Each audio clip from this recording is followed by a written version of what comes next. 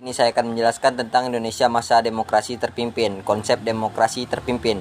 Yang pertama itu sistem demokrasi yang seluruh keputusan dan pemikiran terpusat pada pemimpin negara. Dan pada masa itu terpusat pada Presiden Soekarno. Demokrasi terpimpin pertama kali yang dicetuskan dalam pembukaan sidang konstituante 10 November 1956.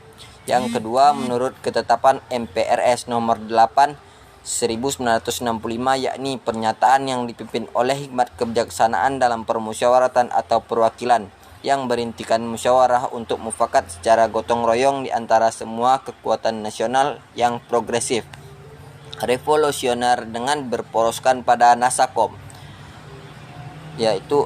Lanjut faktor Presiden Soekarno menerapkan demokrasi terpimpin.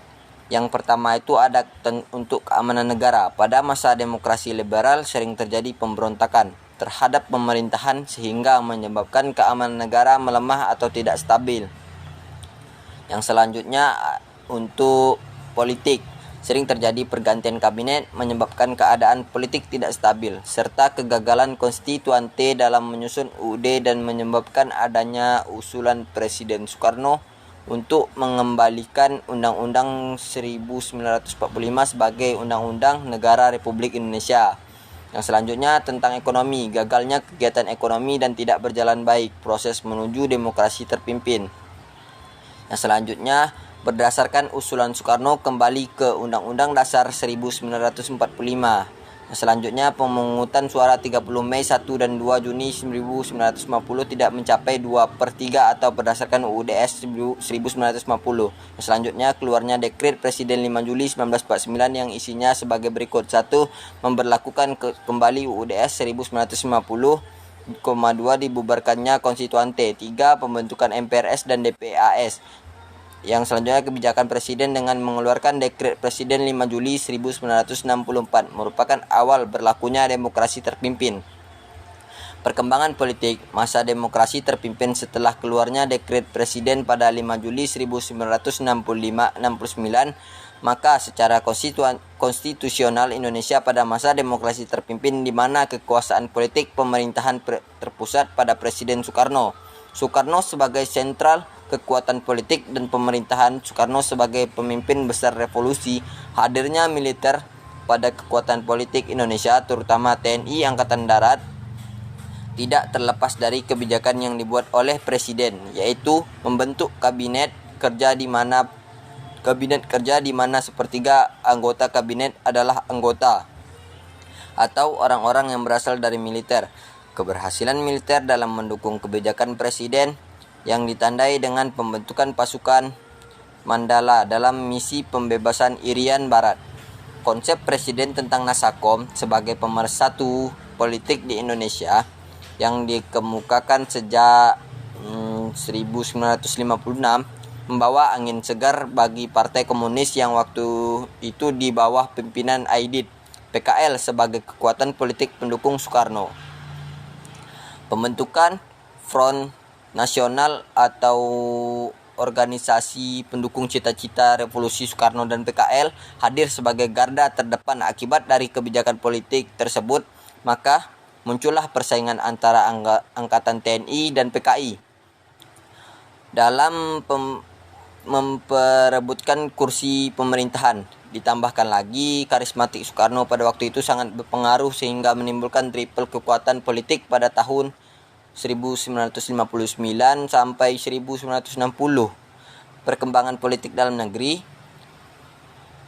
Selanjutnya perkembangan politik dalam negeri. 1. Melalui manifesto politiknya. Revolusinya Indonesia belum berakhir. Indonesia harus berdiri di atas kaki-kaki sendiri. Kedua, Soekarno mengeluarkan berbagai kebijakan untuk mewujudkan manifesto politiknya. Yang pertama, membentuk DPR atau GR. Yang kedua, membentuk MPRS dan DPAS. Yang ketiga, membentuk Front Nasional. Yang keempat, menetapkan manifesto politiknya sebagai GBHN. Yang kelima, mengangkatkan dirinya sebagai presiden seumur hidupnya melalui ketetapan MPRS.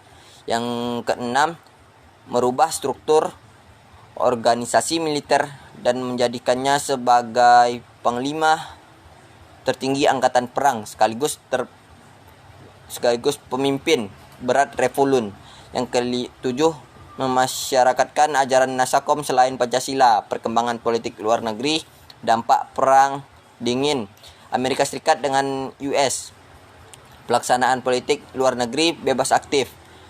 KA 1955 dan GBN 1961. Masalah kepentingan Indonesia atas Papua dan konflik dengan Malaysia. Kebijakan yang diambil Soekarno adalah yang pertama, politik mesusuar, yaitu mengangkat martabat Indonesia di mata internasional melalui pembangunan mega proyek tuan rumah Asian Games.